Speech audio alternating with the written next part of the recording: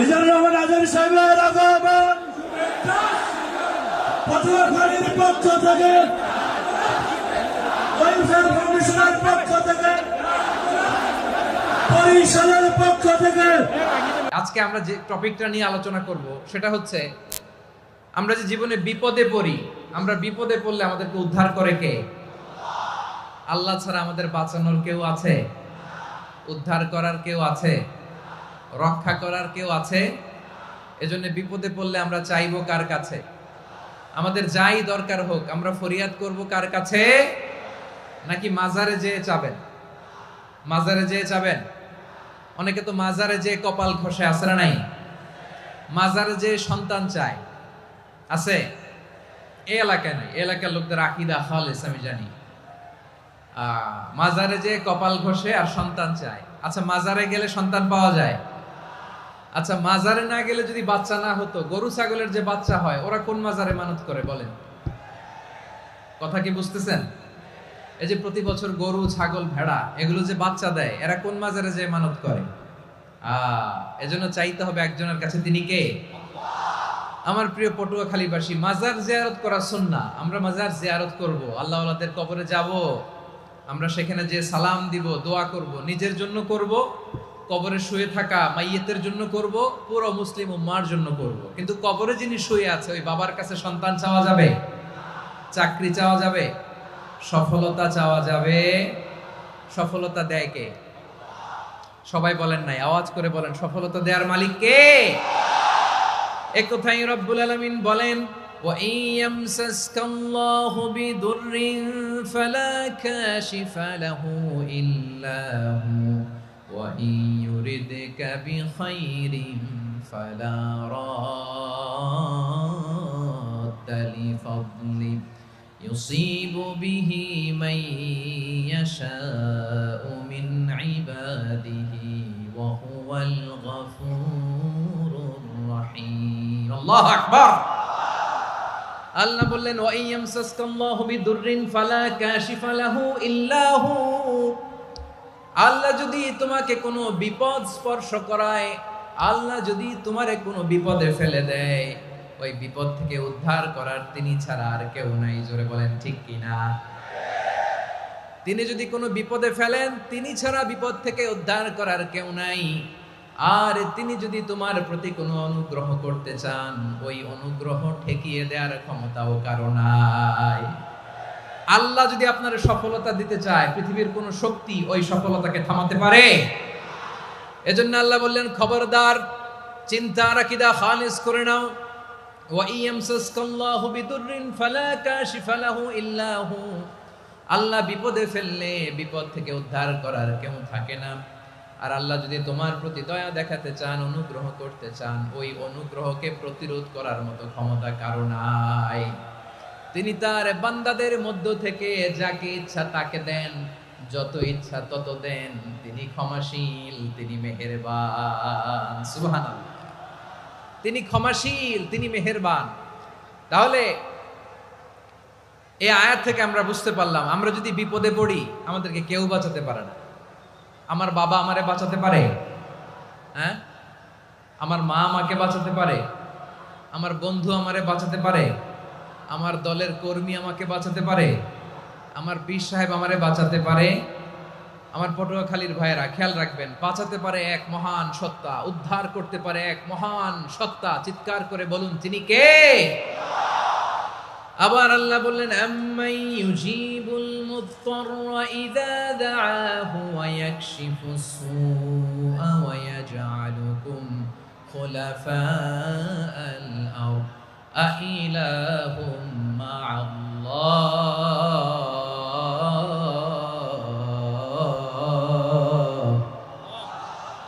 ক্বালিলাম মা তাযাক্কারুন। রব্বুল আলামিন বলেন, বিপদে পড়ে কাতর কণ্ঠে চিন্তাগ্রস্ত হয়ে যখন কেউ ফরিয়াদি হয়ে আল্লাহর ডাকে হাত তোলে, তখন এই ব্যক্তির ডাকে সাড়া দেয় কে? সবাই বলুন। কণ্ঠে বিপন্ন অবস্থায় আপনি যখন কেঁদে কেঁদে হাত তুলে আপনার দুঃখের কথা জানান, আপনি যখন ডাকেন তারে, তখন আপনার ডাকে সাড়া দেয় কে? আল্লাহ বলে আমি সাড়া দেই, তোমাদের বিপদকে মুক্ত করে দেয় কে? ওই আল্লাহর সাথে কোন উপাস্য আছে নাকি? কিন্তু খুব অল্প সংখ্যক লোকই তোমরা উপদেশ গ্রহণ করো। কথাটা কার? তাহলে বিপন্ন মানবতা যখন কাঁদে, মানুষ যখন বিপদে পড়ে নিরুপায় হয়ে ফরিয়াদ করে, তার ডাক শোনার কেউ নাই একজন ছাড়া। চিল্লায় বলেন তো তিনি কে? এজন্য আমরা ফরিয়াদের হাত কার দিকে তুলব? প্রিয় পটুয়াখালী বলেন, ফরিয়াদের দুটো হাত আমরা কার দিকে তুলব? এবং খেয়াল রাখতে হবে, মাথার সাথে সেট করে নিতে হবে, আল্লাহ ছাড়া আমাকে উদ্ধার করার কেউ নাই।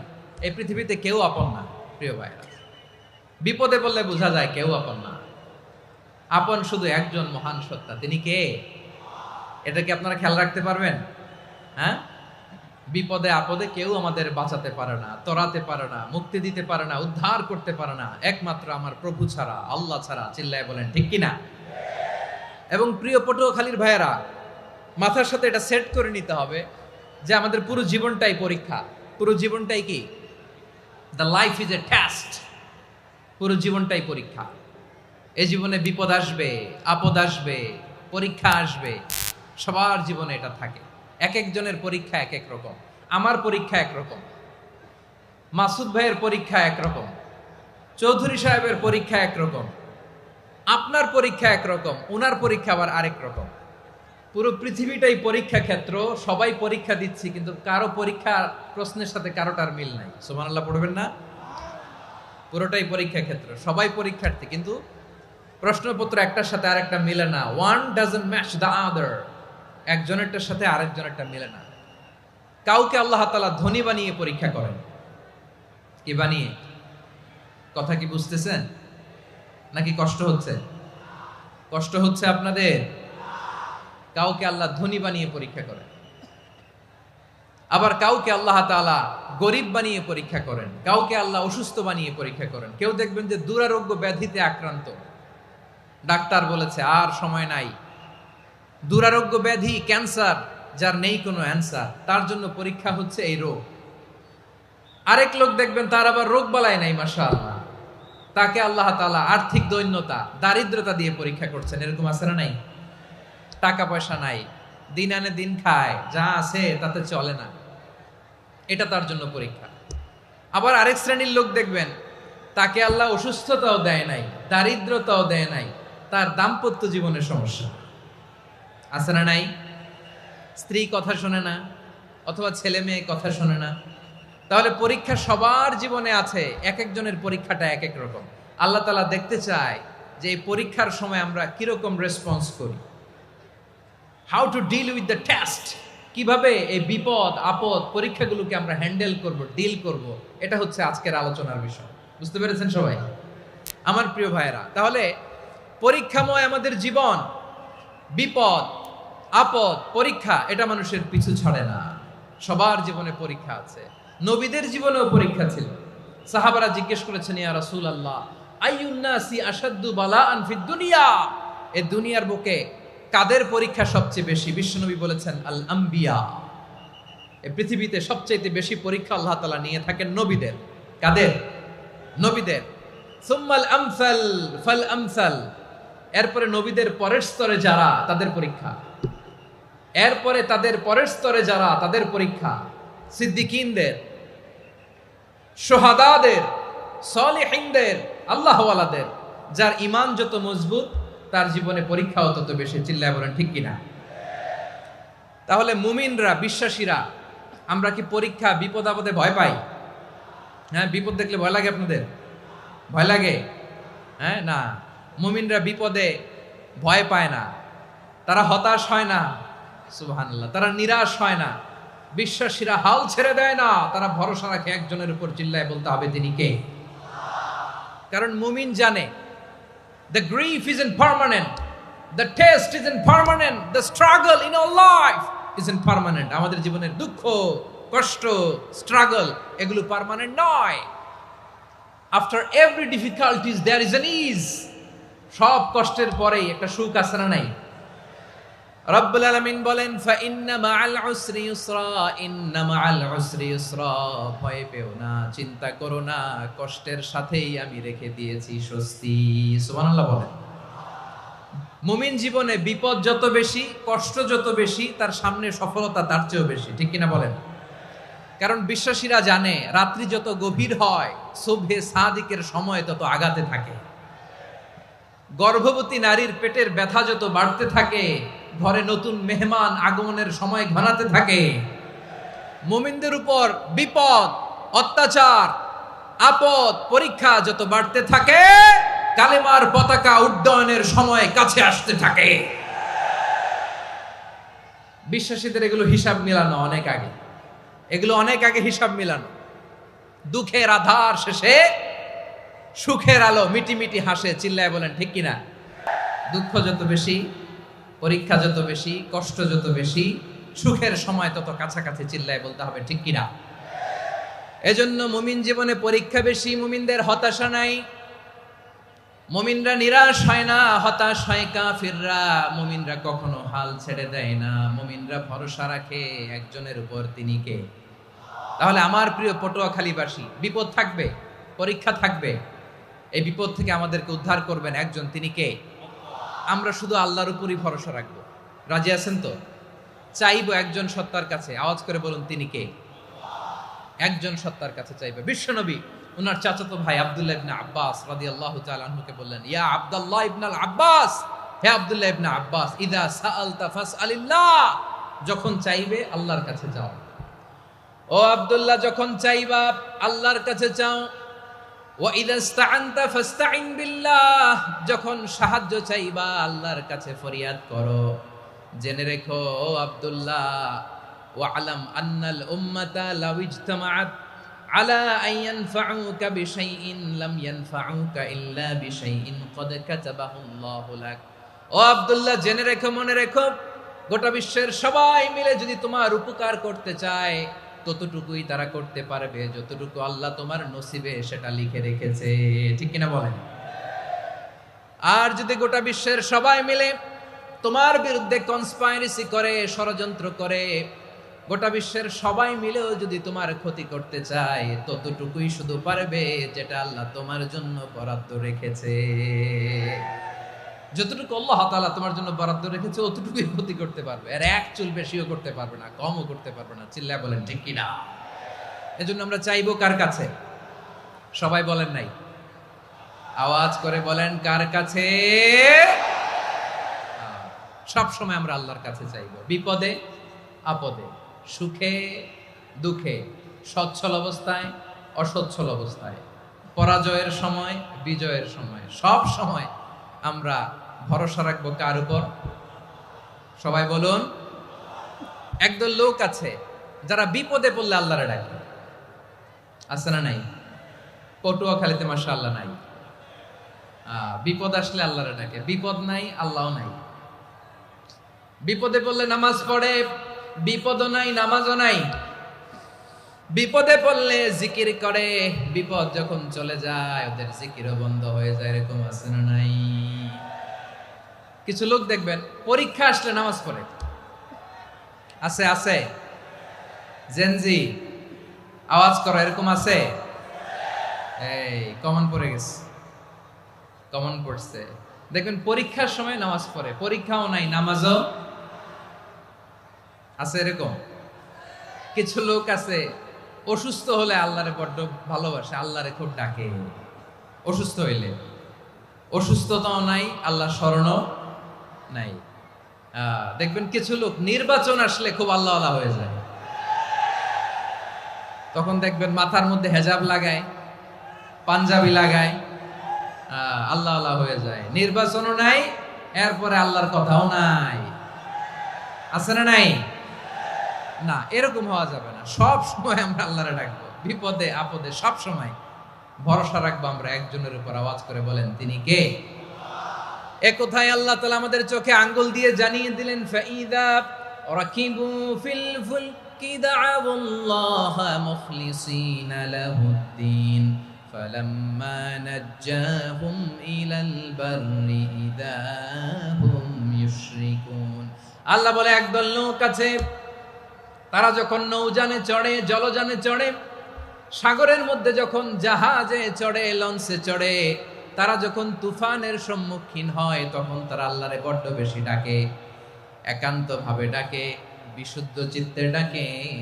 আবার তুফান থেকে তাদেরকে সেফ জোনে নিয়ে, নিরাপদ জোনে নিয়ে যখন বন্দরে আমি আল্লাহ তাদেরকে ভিড়িয়ে দেই, ওই লোকগুলো আবার আমি আল্লাহর সাথে শিরিক করে।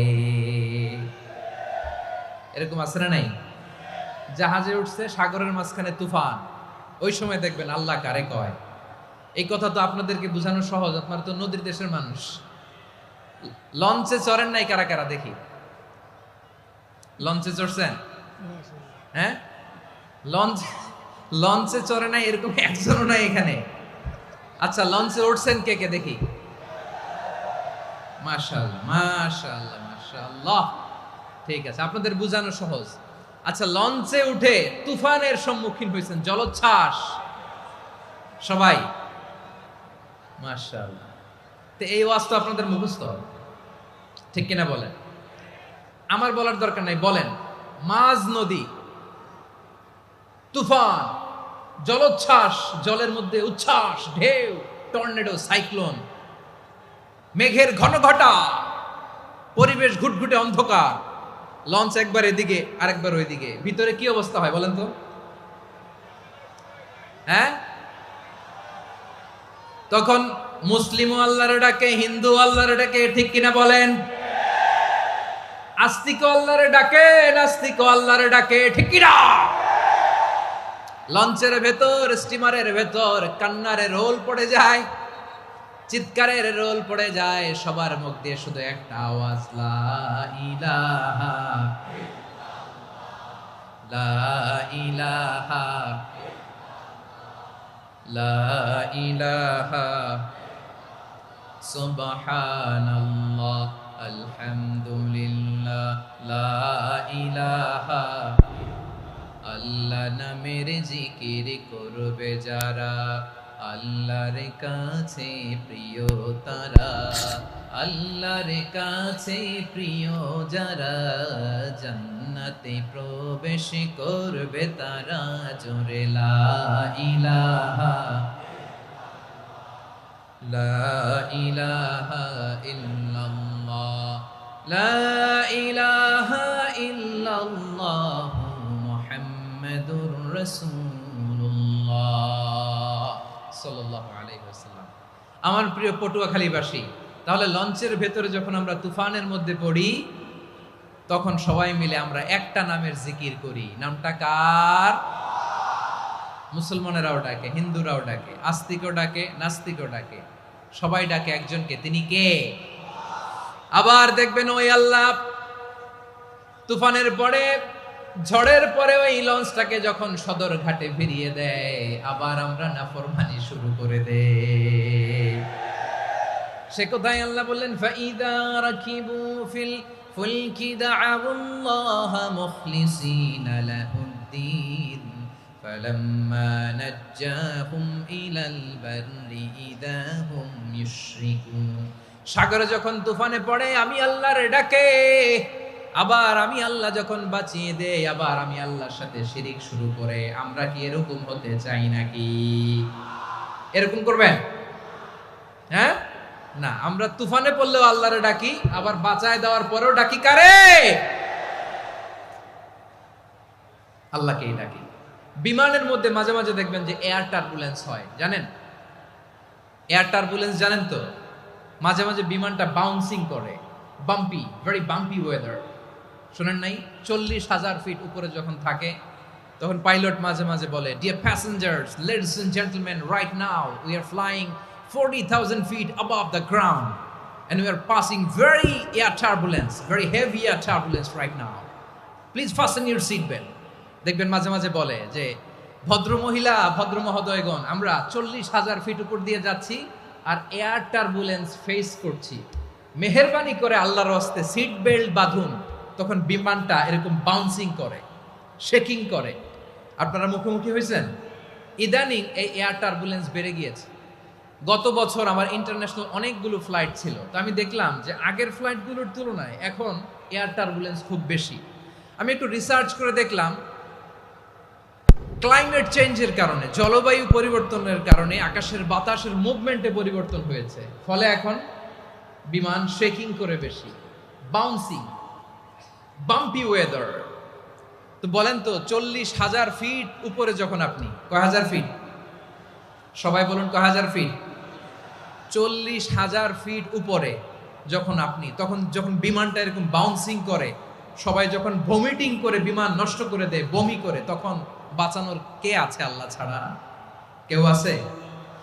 ওই মুহূর্তেও সবাই মিলে একজনের ডাকে আওয়াজ করে বলেন তিনি কে?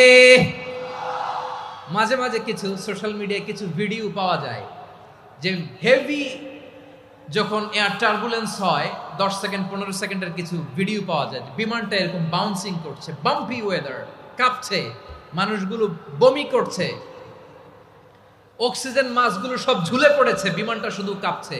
তখন দেখবেন বিমানের ভেতরেও এরকম লঞ্চের মতো চিৎকার আছে না নাই? বিমানের ভেতরেও তখন চিৎকার।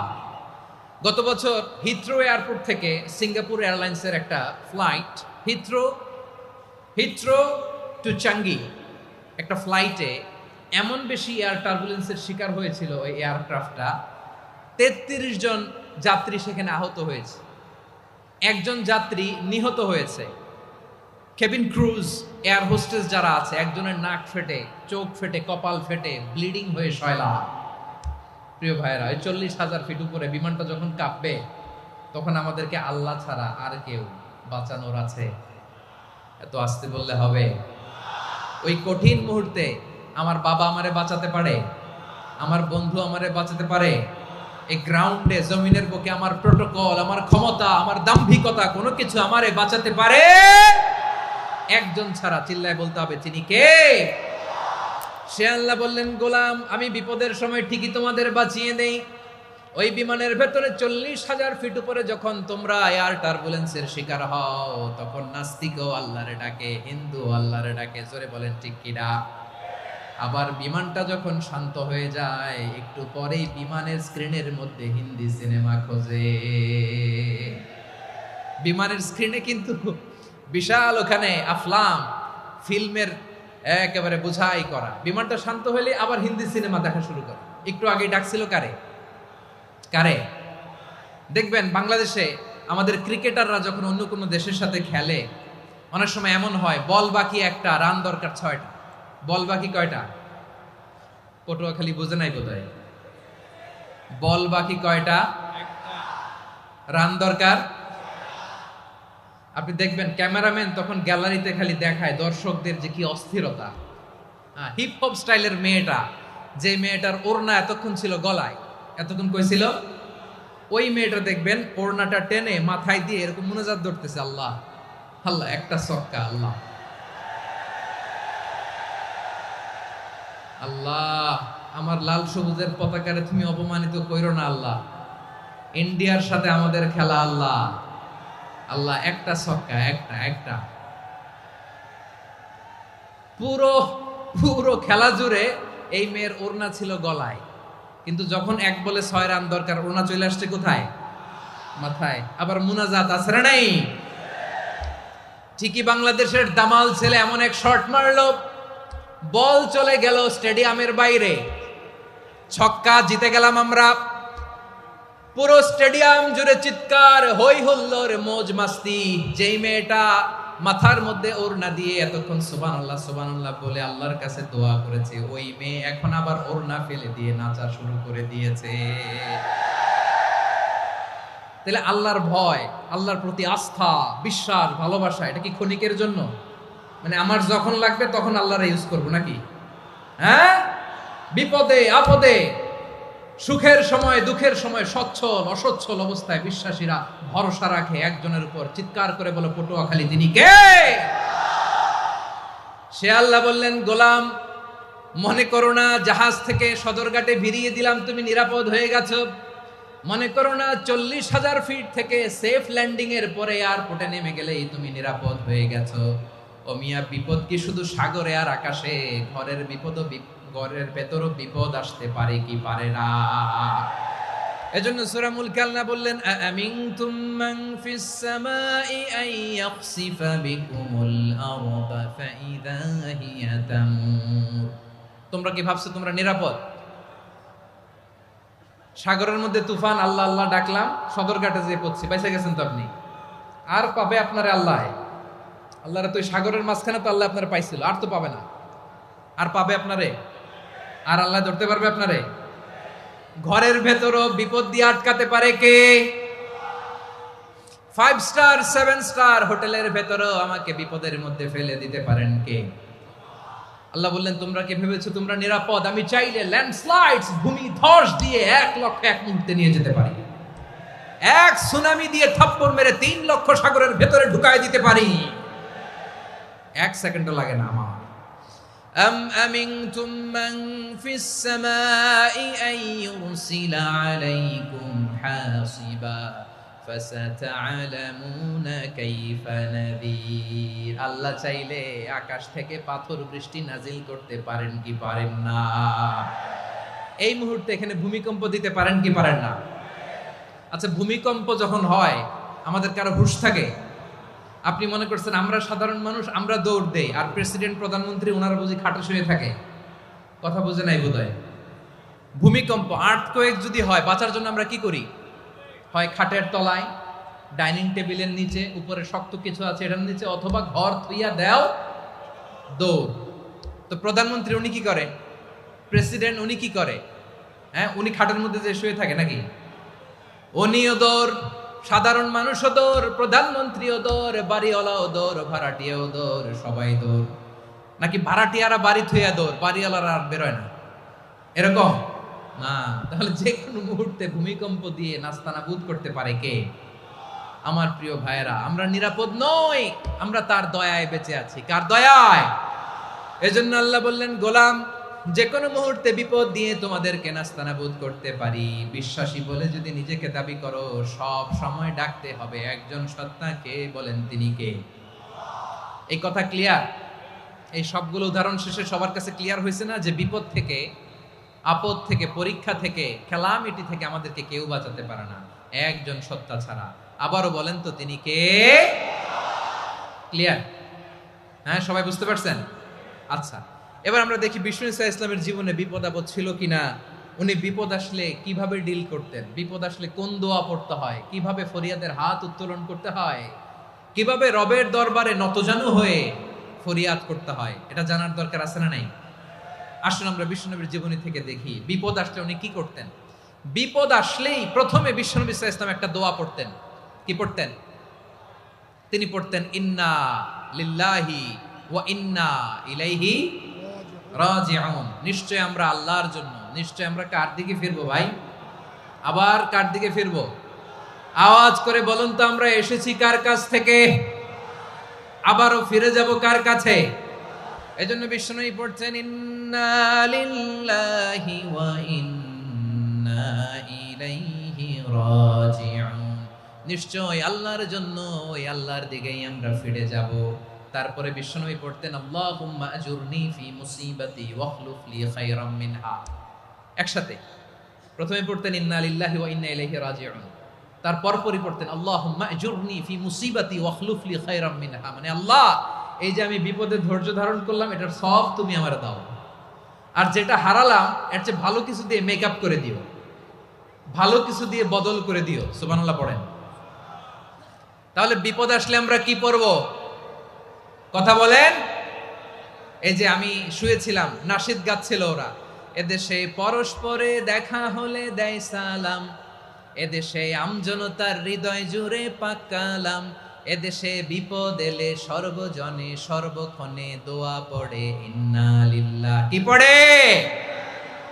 সুবহানাল্লাহ সুবহানাল্লাহ সুবহানাল্লাহ সুবহানাল্লাহ। এদেশে আজান শুনে সূর্য ওঠে শহর গ্রামে, এদেশে আজান শুনে সূর্য ডুবে সন্ধ্যা নামে, এদেশে সকল কাজে সবাই বলে বিসমিল্লাহ, এদেশে ভালো কিছু দেখে শুনে হাসি মুখে সবাই বলে মাশাআল্লাহ। সুবহানাল্লাহ পড়েন।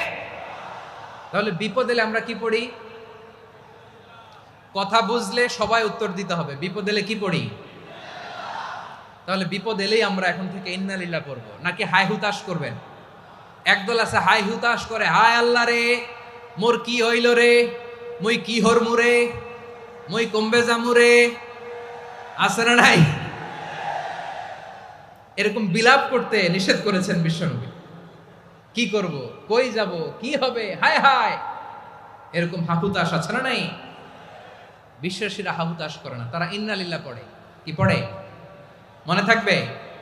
আমরা পড়বো ইন্না লিল্লাহি ওয়া ইন্না ইলাইহি রাজিউন। নিশ্চয়ই আমরা আল্লাহর জন্য, আমরা আল্লাহর দিকেই ফিরে যাব।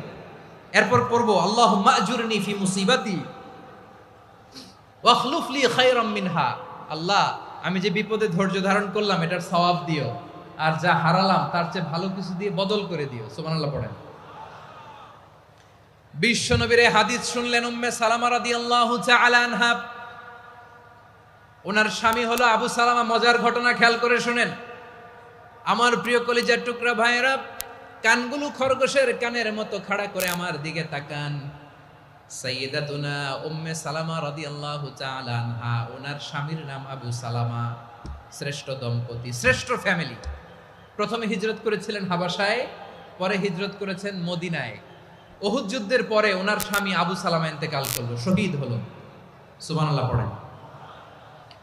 যখন আবু সালামা ইন্তেকাল করলো, উম্মে সালামা রাদিয়াল্লাহু তাআলা আনহা কেঁদে কেঁদে হয়রান। আর নবীর শিখানো বাণী অনুযায়ী তিনি বারবার পড়ছিলেন ইন্না লিল্লাহ। কি পড়ছিলেন?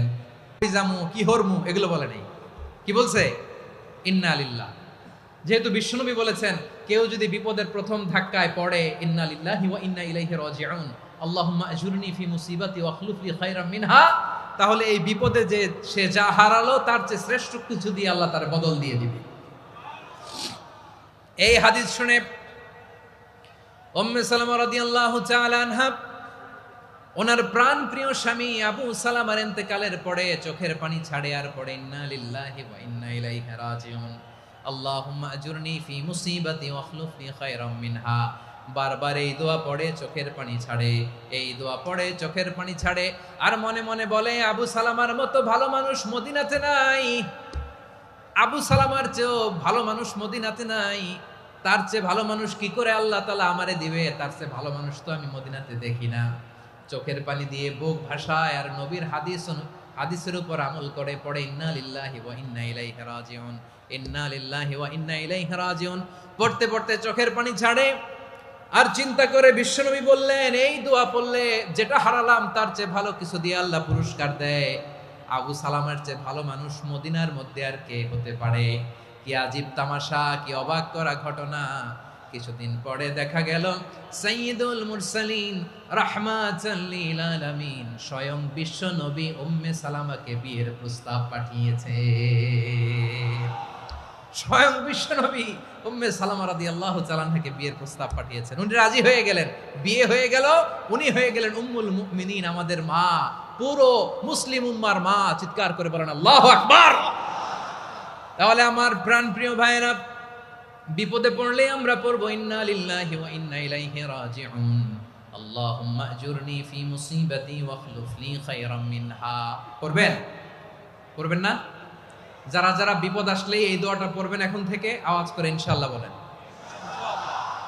যা হারাইছেন তার চেয়ে শ্রেষ্ঠ জিনিস দিয়ে বদলা দিবে কে? বিশ্বাস হয়? একটু সন্দেহ লাগে মনে হয়, একটু সন্দেহ আছে? যাদের বিশ্বাস হবে তাদের কি আল্লাহ উত্তম বদলা দিবে, ঠিক কিনা বলেন? তাহলে বিপদে পড়লেই প্রথমে আমরা এটা পড়ব। দোয়াগুলো যদি এখন মুখস্থ না হয়, এই যে রেকর্ডিং হচ্ছে পেয়ে যাবেন, কালকেই পেয়ে যাবেন, শুনে শুনে মুখস্থ করবেন। আমার মায়েরা, আমার বোনেরা, আপনাদের জন্য 3টি মাঠের অ্যারেঞ্জমেন্ট করা হয়েছে, আমি জানি। আপনারাও এই দোয়াগুলো পড়বেন, আপনার স্বামীকে শেখাবেন, সন্তানকে শেখাবেন, আপনার পুরো পরিবারটাকে জান্নাতের টুকরো বানিয়ে দিবে কে? তাহলে বিপদ আসলে প্রথমে কি পড়তে হবে এটা জেনে গেলাম। এরপরে বিপদ আসলে নিজেকে কি করে আল্লাহর কাছে সঁপে দিতে হয় এটাও জানার দরকার আছে না নাই? বিপদে প্রথমে ইন্না লিল্লাহ পড়লাম, ধৈর্য ধারণ করলাম, বিপদ থেকে উদ্ধারের সর্বোচ্চ চেষ্টা করলাম। আমার কাজ যখন শেষ তখন আমি আমার এই বিষয়টা আল্লাহর কাছে সঁপে দিব। কার কাছে? সুপর্দ করব কার কাছে? বিপদে বললে কেমন করে নিজেকে আল্লাহর কাছে সঁপে দিতে হয়, আসুন সাইয়েদনা ইব্রাহিম আলাইহিস সালামের জীবনী থেকে জানি। আল্লাহর খলিল ইব্রাহিম আলাইহিস সালাম আমাদের মতো সমাজ ব্যবস্থা পায় নাই। আমরা জন্মের পরে আমাদের কানের ভেতরে আজান দিয়েছে কে? একামত দিয়েছে কে? আমাদের বাপদাদারা আমাদের কানে আজান দিয়েছে কি দেয় নাই? আমাদের জন্মের পরেই তো আজান, একামত, বাড়ির পাশে মসজিদ, প্রতিদিন আজান, জুমার খুতবা, প্রতি মাসে মাসে তাফসিরুল কোরআন মাহফিল, মসজিদ, মিনারা, অভাব নাই, ঠিক কিনা বলেন? আপনি যেই সুন্দর ইসলামিক এনভায়রনমেন্ট পেয়েছেন, আমাদের ইব্রাহিম খলিল উনিও কি এরকম পেয়েছিলেন? হ্যাঁ, উনি জন্মের পর পরে ওনার কানে আজান দিছে কেউ? আমার প্রিয় ভাইরা, আগা গোড়া একটা শিরকি পরিবেশ উনি জন্মগ্রহণ করেছেন। উনি ছাড়া ওই তল্লাটে একজনও আল্লাহর উপর বিশ্বাসী নাই। কল্পনা করতে পারেন? গোটা তল্লাটে, গোটা দেশে বিশ্বাসী মুমিন, আল্লাহর উপর বিশ্বাস স্থাপনকারী কয়জন? সবাই বলেন কয়জন? বাকি সব মুশরিক। বাকি সব মুশরিক নিজের সাথে নিজে শক্ত বোঝাপড়া করে, অ্যানালজি করে, সেলফ কনভারসেশন করে উনি মহা সত্যের সন্ধান পেয়েছে। উনি আকাশের তারা দেখে ভাবে মনে হয় এটাই আমার খোদা, পরে দেখে তারা নাই, মনে মনে বলে না তাইলে এটা না। আবার চাঁদ দেখে বলে চাঁদটা বড় মায়া লাগে, মনে হয় এটাই আমার রব, পরে দেখে চাঁদও নাই, কয় না এটা না। এরপরে দ্বীপ প্রহরের জলজলে সূর্যটা খাঁ খাঁ করে গোটা পৃথিবীটারে রৌদ্র দিয়ে তাতিয়ে রাখে। তিনি ভাবলেন মনে হয় এটাই আমার রব, কারণ এটাই তো সবচেয়ে বড়। কিন্তু বিকেল বেলা ওই সূর্যটাও যখন চলে যায়, সাইয়েদনা ইব্রাহিম বলে না এটাও তো নাই, আমার খোদা যদি আমারে ছেড়ে চলে যায়, বিপদে পড়লে আমারে উদ্ধার করবে কে? এভাবে নিজের সাথে অ্যানালজি, সেলফ কনভারসেশন করতে করতে করতে তিনি মহা সত্যের সন্ধান পেয়েছেন। সুবহানাল্লাহ পড়েন। সব শেষে তিনি ডিসিশন নিয়ে ঘোষণা দিলেন, ইন্নী ওয়াজ্জাহাতু ওয়াজহিয়া লিল্লাযী ফাতারাস সামাওয়াতি ওয়াল আরদা হানিফান ওয়া মা আনা মিনাল মুশরিকিন। নিশ্চয় আমি এমন সত্তার দিকে মনোনিবেশ করলাম, মুখাপেক্ষী হলাম, যিনি আকাশ বানিয়েছেন, জমিন বানিয়েছেন, আমি মুশরিক নই। সুবহানাল্লাহ। পারতেন? আপনি পারতেন? কেউ নাই, লক্ষ লক্ষ মুশরিক, আপনি একা। ওনার মতো এরকম বিচক্ষণতা দিয়ে আল্লাহরে খুঁজে পাইতে পারতেন আপনি? কি নবী ছিল, আল্লাহকে খুঁজে পেয়েছে। যখন আল্লাহর ইবাদত শুরু করলো, এই কথা ছড়ায় পড়লো চারদিকে। নমরুদ সাইয়েদনা ইব্রাহিমকে ডেকে পাঠালেন। নমরুদ বলে, ইব্রাহিম তুমি নাকি মূর্তির পূজা না করে কোন নতুন রবের ইবাদত করো, কে তোমার রব? সাইয়েদনা ইব্রাহিম বললেন, রব্বি আল্লাযী ইউহয়ী ওয়া ইউমীত, আমি এমন রবের ইবাদত করি যিনি জীবন দেন, যিনি মৃত্যু দেন। নমরুদ বলে, তাই নাকি? তোমার রব জীবন দেয়, মৃত্যু দেয়? আর এটা তো আমি দেই, আমিও তো জীবন দেই, আমিও তো মৃত্যু দেই। সাইয়েদনা ইব্রাহিম বললেন, কেমন করে তুমি জীবন দাও, মৃত্যু দাও, একটু দেখাও তো। নমরুদ জেলখানা থেকে দুজন কয়েদিকে ডেকে আনলো, কয়েদি এনে অর্ডার করলো, একটাকে এখনই শিরোচ্ছেদ, হেড অফ, ডেথ পেনাল্টি, মৃত্যুদণ্ড দেয়া হলো, ফিনকি দিয়ে রক্ত বেরোলো। নমরুদ বলে, দেখো দুজনকে ধরে আনলাম, একজন কয়েদিকে দিলাম ডেথ পেনাল্টি, মৃত্যুদণ্ড, ওরে মৃত্যু দিলাম। আরেকজন যে দাঁড়িয়ে আছে, চাইলে ওরেও আমি মৃত্যুদণ্ড দিতে পারি, কিন্তু না, ওরে আমি দিব না, ওরে আমি বাঁচাইয়া দিলাম, ছেড়ে দিলাম, মানে জীবন দিলাম। দেখো ইব্রাহিম, তোমার চোখের সামনে একজনরে মৃত্যু দিলাম, আর একজনরে জীবন দিলাম। আপাত দৃষ্টিতে তাই তো, একজনরে তো জীবন দিল, আরেকজনরে মৃত্যু দিল। সাইয়েদনা ইব্রাহিম এবার বিপাকে পড়ে গেলেন। কিন্তু এক একজন নবীকে আল্লাহ এমন উইজডম, বিচক্ষণতা দিয়ে এই জমিনে পাঠিয়েছেন। মুহূর্তের মধ্যে আল্লাহর খলিল ইব্রাহিম বললেন, ফাইন্নাল্লাহা ইয়াতি বিশ-শামসি মিনাল মাশরিকি ফাতি বিহা মিনাল মাগরিব ফাবুহিতাল্লাযী কাফার। আল্লাহর খলিল ইব্রাহিম বললেন, নমরুদ বুঝলাম তুমি জীবন দাও, মৃত্যু দাও, দেখলাম, কিন্তু আমার রব, আমার আল্লাহ প্রতিদিন সকালবেলা উষা লগ্নে ওই পূর্ব দিগন্ত থেকে সূর্যটাকে উদিত করেন, সাঁঝের বেলা, বিকেল বেলা, কুথুরি লগ্নে, সন্ধ্যা বেলা ওই দ্বিপ্রহরের জল জলে সূর্যটাকে পশ্চিম দিগন্তে ডুবিয়ে দেন। মানে সকালবেলা পূর্ব দিক থেকে উদিত করা সূর্যটাকে পশ্চিম দিকে বিকেলে তিনি ডুবিয়ে দেন। তুমি যদি পারো ওই সূর্যটাকে পশ্চিম দিক থেকে উদিত করে পূর্ব দিকে ডুবিয়ে দাও। সুবহানাল্লাহ পড়বেন না? দেখেন, ইনস্ট্যান্ট ইন্টেলেক্ট, মুহূর্তে বিচক্ষণতা, উইজডম কাকে বলে? নমরুদ পারবে? নমরুদের বাপ পারবে? ওর দাদা, ওর 14 গোষ্ঠী, গোটা বিশ্বের সব ক্ষমতাধর রাষ্ট্রনায়করা একসাথে হলে পারবে? ফাবুহিতাল্লাযী কাফার, পারে নাই, ব্যর্থ হয়েছে। এবার তেলে বেগুনে জ্বলে উঠেছে, রেগে মেগে আগুন বলে ফালকুহু ফিল জাহিম। ওর সাথে তর্ক নাই, না পেরে এবার এটারে আগুনে ফেলা। বিশাল বিশাল গাছ কেটে লাকড়ি এনে আগুনের কুণ্ডলি বানানো হলো, দাউ দাউ দাউ দাউ করে আগুন জ্বলে। আল্লাহর খলিল ইব্রাহিমকে আগুনে নিক্ষেপ করা হবে। আল্লাহর খলিল সাইয়েদনা ইব্রাহিমের হাতের মধ্যে রশি দিয়ে টাইট করে বাঁধা হলো, পায়ের মধ্যেও টাইট করে রশি দিয়ে বাঁধা হলো। আল্লাহর খলিল ইব্রাহিমকে আগুনের কুণ্ডলির মধ্যে ফেলা হবে। অমিয়া, আপনি যে বিপদের কারণে ভয় পান, হতাশ হন, এটা কোনো বিপদ ওনার বিপদের সামনে? পটুয়াখালী আওয়াজ করে বলুন, সাইয়েদনা খলিল ইব্রাহিমের বিপদের সামনে আমাদের বিপদগুলো কোনো বিপদ? এটা কোনো বিপদই না, এটা কোনো বিপদই না। হাত পা বেঁধে টাইট করে নিক্ষেপ করা হবে, সিম্পলি ফেলা যাবে না, কারণ দাউ দাউ করে দ্য ব্লেজিং ফায়ার, এমন আগুনের কুণ্ডলি, কাছে যাওয়া যায় না, আগুনের উত্তাপে নিক্ষেপ করা হবে। হাতে রশি বেঁধে, পায়ে রশি বেঁধে আল্লাহর খলিল ইব্রাহিম আলাইহিস সালামকে আগুনের মধ্যে নিক্ষেপ করা হবে। আহা, এটার বলে অগ্নি পরীক্ষা। উনি অগ্নি পরীক্ষার সম্মুখীন হয়েছিলেন। এজন্য কঠিন পরীক্ষাকে আমরা অগ্নি পরীক্ষার সাথে তুলনা করি, ঠিক কিনা? সাইয়েদনা জিবরাইল এসে বললেন, ও আল্লাহর খলিল, ওরা তো আপনার হাতও বেঁধে ফেললো, পাও বেঁধে ফেললো, নড়াচড়ার সুযোগ নাই, বলেন আমি জিবরিল ফেরেশতা আপনার জন্য কি করতে পারি? আল্লাহর খলিল ইব্রাহিম বলেন, ও জিবরাইল, তোমার কাছে আমার কোনো চাওয়া পাওয়া নাই। সুবহানাল্লাহ বলেন। তোমার কাছে বলার কিছু নাই, তোমার সাহায্যের আমার দরকার নাই। সাইয়েদনা ইব্রাহিম আলাইহিস সালামকে হাতে পায়ে রশি বেঁধে, হাত পা বাঁধা অবস্থায় জ্বলন্ত অগ্নিকুণ্ডে যখন নমরুদের দলবল নিক্ষেপ করবে, আল্লাহর খলিল কিভাবে নিজেকে আল্লাহর কাছে সঁপে দিয়েছেন, পটুয়াখালীর ভাইরা খেয়াল করে শুনুন।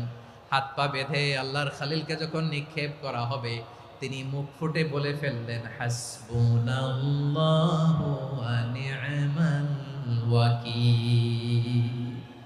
হাসবুনাল্লাহু ওয়া নি'মাল ওয়াকিল, আমার জন্য আল্লাহই যথেষ্ট, আমার জন্য আল্লাহই যথেষ্ট। তিনি আমার সবচেয়ে বড় গার্ডিয়ান, তিনি আমার সবচেয়ে বড় অভিভাবক। জিব্রাইলের সাহায্যে অফারকে ফিরিয়ে দিলেন, দুনিয়ার বুকে কারো কাছে কিছু বলেন নাই, মুখ ফুটে বলেছেন হাসবুনাল্লাহ। ও আমার পটুয়াখালীর প্রাণের ভাইয়েরা, খেয়াল রাখবেন, কোন বান্দা তার হাতে থাকা সব চেষ্টাটুকুন করার পরে মুখ ফসকে মুখ দিয়ে যখন বলে ফেলে হাসবুনাল্লাহ, বান্দা যখন হাসবুনাল্লাহ বলে ফেলে, ওই ব্যাপারটা ডিল করার দায়িত্ব স্বয়ং আল্লাহ আরশের উপর থেকে নিয়ে নেয়। আপনি যখন বলে ফেলবেন হাসবুনাল্লাহ, এটা ডিলিং করবে কে তখন? চিল্লায় বলেন না, তিনি কে? বান্দা তার সাধ্যের সবটুকু চেষ্টার পরে নতজানু হয়ে যখন বলবে হাসবুনাল্লাহ, আল্লাহ তুমি আমার জন্য যথেষ্ট, নি'মাল ওয়াকিল, তুমি আমার শ্রেষ্ঠ অভিভাবক, তখন তার কি দরকার না দরকার এটা ডিল করে স্বয়ং আল্লাহ। নিক্ষেপ করা হলো সাইয়েদনা ইব্রাহিমকে অগ্নিকুণ্ডলিতে। হাজার হাজার মানুষের দৃশ্য দেখার জন্য জড়ো হয়েছে এরকম বিশাল ময়দানে। কিন্তু কি অবাক করা ঘটনা, সবাই ভয় পাচ্ছিল, না জানে কি হয়ে যায়। আল্লাহর খলিলকে যখন আগুনের কুণ্ডলিতে নিক্ষেপ করা হয়, আল্লাহর খলিল ইব্রাহিম আগুনের কুণ্ডলীর মধ্যে বসে বসে মানুষগুলোর দিকে তাকিয়ে হাসতে শুরু করে দেয়। কারণ আকাশ থেকে রব্বুল আলামিন স্পেশাল ভার্ডিক্ট নাজিল করেছেন, স্পেশাল হুকুম জারি করেছেন, কুলনা ইয়া নারু কুনি বারদান ওয়া সালামান আলা ইব্রাহিম। ও আগুন, খবরদার, সৃষ্টির শুরু থেকে তোকে একটা ধর্ম আমি বাতলে দিয়েছিলাম, তোর ধর্ম, আগুনের ধর্ম হলো যা পাবে জ্বালিয়ে সারখার করবে। আল্লাহ বলল, আগুন, তোর ধর্ম দিয়েছিলাম, তুই সব জ্বালিয়ে পুড়িয়ে সারখার করে দিবি। কিন্তু ক্ষণিকের জন্য আমি তোর জ্বালিয়ে দেওয়ার ক্ষমতাটাকে কেড়ে নিলাম, জ্বালিয়ে ভস্ম করে দেওয়ার ক্ষমতা আমি কেড়ে নিলাম। কুনি বারদান, ঠান্ডা হয়ে যা, কিন্তু এত বেশি ঠান্ডা হবি না আবার আমার ইব্রাহিমের জন্য সর্দি লেগে না যায়। সুবহানাল্লাহ, এত আস্তে বললে হবে? কুনি বারদান, বার্দ মানে বরফ, ঠান্ডা। ঠান্ডা হ, কিন্তু এত ঠান্ডা হবি না যাতে আমার ইব্রাহিমের কষ্ট হয়। আগুন বলে, আল্লাহ একবার বললাম ঠান্ডা হ, আবার বলো এত ঠান্ডা হবি না যাতে খালিলের সর্দি না লাগে। কেমন ঠান্ডা হব, কেমন এনভায়রনমেন্ট তৈরি করে দেব বলো। আল্লাহ বললেন সালামান আলা ইব্রাহিম, আমার খলিল, আমার কলিজা, আমার ইব্রাহিমের জন্য তুই জান্নাতের গুল বাগিচা হয়ে যা। ও ভাই, নবী মুসার মতো ঈমান হলে রাস্তা হবে সাগর জলে, নবী ইউসুফের মতো ঈমান হলে একে একে দরজা খোলে। নবী ইব্রাহিমের মতো ঈমান যদি আজও থাকে বিদ্যমান, অগ্নিকুণ্ডে দেখতে পাবে খুবসুরত এক ফুল ভাগা। কুলনা ইয়া নারু কুনি বারদান ওয়া সালামান আলা ইব্রাহিম।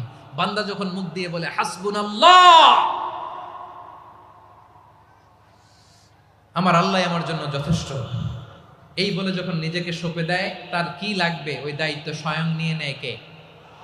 সবাই বলেন, স্বয়ং নিয়ে নেয় কে?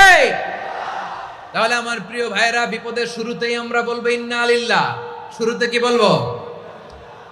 এরপরে যেই বাক্যটা পড়ে নিজের পরিস্থিতিকে আল্লাহর দরবারে সঁপে দিব, সেটা হচ্ছে হাসবুনাল্লাহ। সেটা কি? বিষ্ণু বলেন লা ইয়াজালু লিসানুকা রাতাবান মিন যিকরিল্লাহ, সব সময় আল্লাহর স্মরণ দিয়ে, জিকির দিয়ে জিহ্বাটারে সিক্ত রাখো। আর শয়তানু জাসিমুন আলা কলবি ইবনে আদম, শয়তান বনি আদমের কলবে খামচি মেরে বসে থাকে।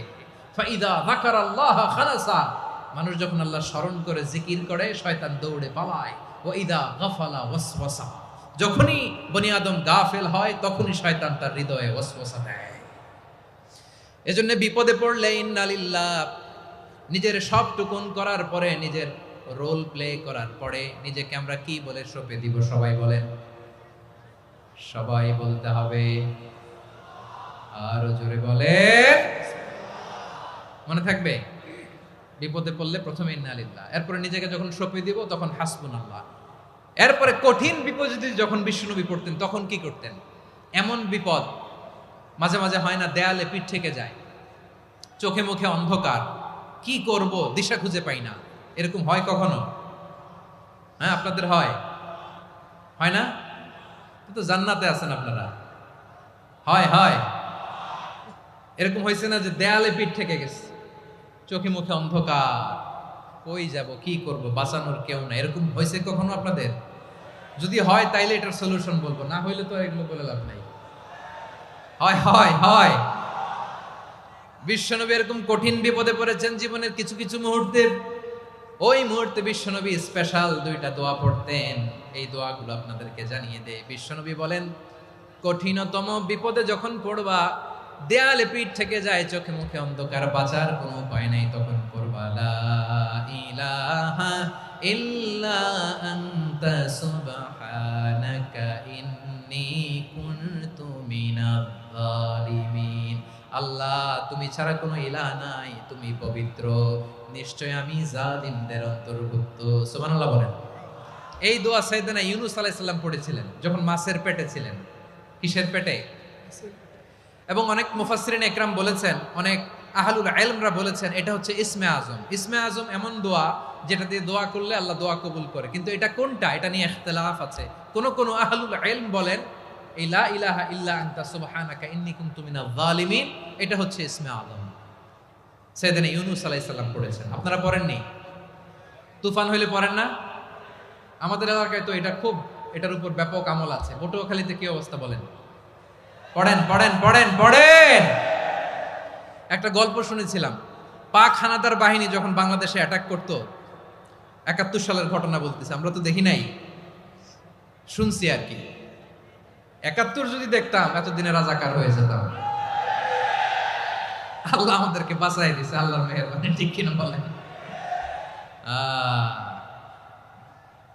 মন মতো হইলে মুক্তিযোদ্ধা, মন মতো না হইলে রাজাকার। কত কিছু দেখলাম এই শাহবাগের বুকে। আল্লাহ, 71 সালে দেখি নাই, আমরা শুনেছি পাক হানাদার বাহিনী জিজ্ঞেস করত মুসলিম না অমুসলিম চেক করার জন্য, বলতো কালেমা বল, কালেমা বাতাও। তো যারা কালেমা বলতে পারতো পাকিস্তানি বাহিনী নাকি ওদেরকে ছেড়ে দিত, শুনেছি। তো একজনকে, এক বাঙালিরে পেয়ে তার মাথার মধ্যে বন্দুকর নল ধরে বলতেছে কালেমা বল সালে, কালেমা বাতা, কালেমা বল। তো ভয়ের চোটে এই দোয়া পড়া শুরু করছে। ও পড়তেছে লা ইলাহা ইল্লা আনতা সুবহানাকা ইন্নী কুনতু মিনাজ জালিমিন। পাকিস্তানি বলে সালে ইয়ে তো মুসিবত কা কালেমা है। বাঙালি কয় হাম তো ভি মুসিবত মে হ্যায়।